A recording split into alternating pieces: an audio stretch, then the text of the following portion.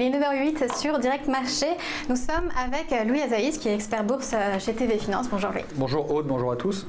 Donc on va parler des valeurs qui font l'actu, qui ont fait l'actu, avec Airbus tout d'abord, qui s'est pas mal retourné la semaine dernière, c'est ça? Exactement. On pourrait essayer de décomposer un petit peu les... CAC 40, ça fait quand même beaucoup de valeurs, mais on peut en choisir quelques-unes. Et en ce moment, on aurait des valeurs fortes, donc ce serait Airbus, Air Liquide par exemple, STM et Orange. Donc il faut voir, pas oublier qu'en fin de semaine dernière, c'est les valeurs technologiques qui ont permis au marché américain de repartir. Donc c'était le Nasdaq et notamment le PHLX, donc les semi-conducteurs. Alors, ici sur Airbus, donc vous voyez cette tendance qui est nettement haussière. Oui. Il y a la zone des 95 qu'on est revenu tester. On est revenu, vous voyez, aussi rebondir sur la moyenne mobile. La zone des 100, en fait, c'est un plus haut historique. Il y a eu un petit piège. Pourquoi? Parce qu'on avait déjà dit que normalement, quand on dépasse le seuil psychologique des 100, il doit y avoir une accélération. Vous voyez, ça a très bien marché, hein, puisqu'on a échoué deux fois sur la zone. Donc ça y est, on y retourne. J'espère que ça va être la bonne. Et donc normalement, on devrait poursuivre après vers les 105 ou vers les 106.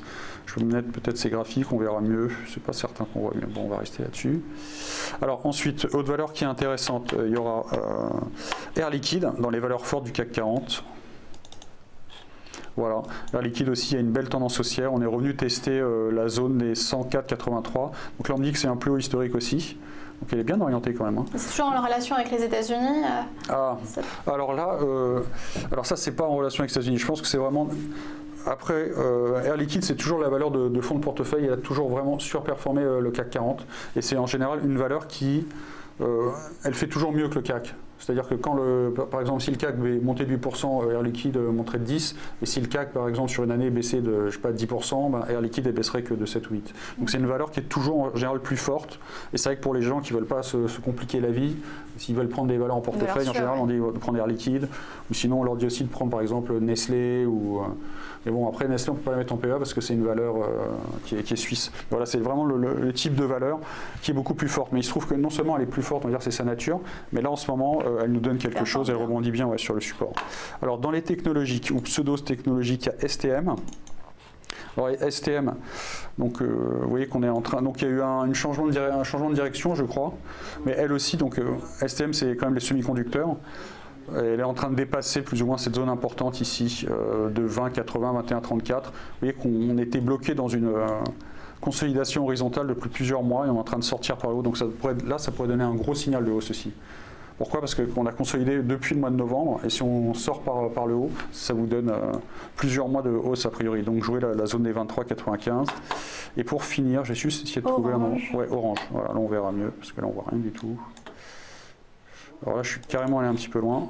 Orange. Donc là, on la voit sur 5 ans. Elle est en fait, vous voyez qu'elle est... elle a une évolution un petit peu latérale, elle s'approche du haut du range, la zone des 15-30. Et si elle arrive à dépasser cette zone, là aussi vous aurez un très fort signal achat. Alors sur Orange, qu'est-ce qui se passe? Peut-être qu'elle profite on va dire des déconvenus de ses concurrents. Voilà, c'est aussi ça. Mais déjà, elle avait toujours eu, on va dire, exactement. Altis, etc. Elle avait toujours eu une tendance forte, mais là en ce moment on voit que lentement mais sûrement elle se dirige vers le haut. Et je pense que si on dépasse les 15-30, là vous aurez vraiment un signal d'achat assez fort. Donc ça c'était les valeurs les plus fortes à court terme. Celle qui devrait se retourner maintenant. Ah oui, celle qui devrait se retourner, il y a Atos, exactement. Ouais. Atos, elle avait déjà commencé, Atos c'est une technologique. On se souvient qu'elle était déjà forte avant, c'est juste qu'elle avait mal digéré cette fusion qui ne s'est pas présentée. Mais là, depuis le mois de mars, lentement mais sûrement, vous voyez, elle était en train on appelle ça une phase d'accumulation. En fait, cette phase d'accumulation, elle est en train maintenant d'accélérer à la hausse. Pourquoi? C'est quand on a réussi à dépasser cette zone de résistance ici. La zone des 111, on l'a dépassée, on est revenu se poser dessus et maintenant on repart. Donc c'est vrai qu'Altos, sachant que ça a toujours été une bonne entreprise, qui a toujours été bien gérée, c'est vraiment peut-être une occasion pour les actionnaires de revenir à un bon prix sur un dossier intéressant. Donc derrière, il y aura ici la zone des 121,70 et bien regardez les 128,72. Et Sanofi? Ouais, Sanofi dans les valeurs qui essayent de se retourner à la hausse. Alors, ça avait beaucoup souffert, hein. Vous avez vu, c'est des problèmes de stratégie, de politique, c'est mal perçu par les gens, etc. Mais là aussi, on a fait cette phase d'accumulation pendant tout le mois de février, mars, avril, un petit peu début mai. Et là, on est sorti par le haut et on essaie de repartir. C'est une bonne nouvelle parce que Sanofi, c'est quand même une grosse capitalisation. Exactement, c'est une grosse capi du CAC. Et peut-être que Sanofi, en fait, profite de la déconvenue de Novartis et Roche. Peut-être qu'on a dit que Orange profitait des déconvenus d'Altis.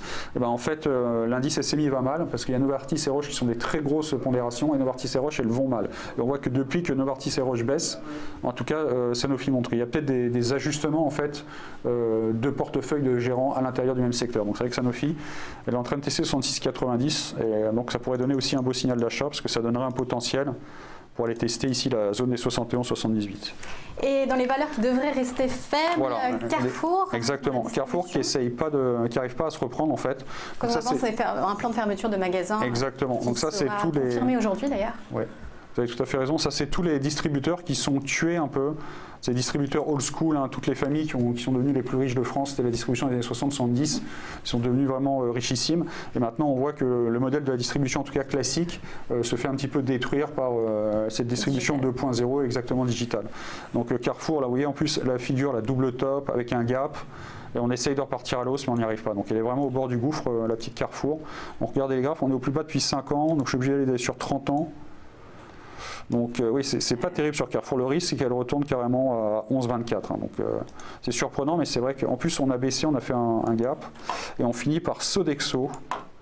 Alors qu'est-ce qui s'est passé sur Sodexo? Elle aussi, elle a pris des grosses claques et elle n'arrive pas du tout à se reprendre. Là aussi, vous voyez, typique, hein, un énorme gap. On essaye de remonter et on n'arrive pas.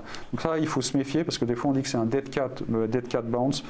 Donc je ne vais pas vous le traduire en français parce que c'est trop méchant comme traduction.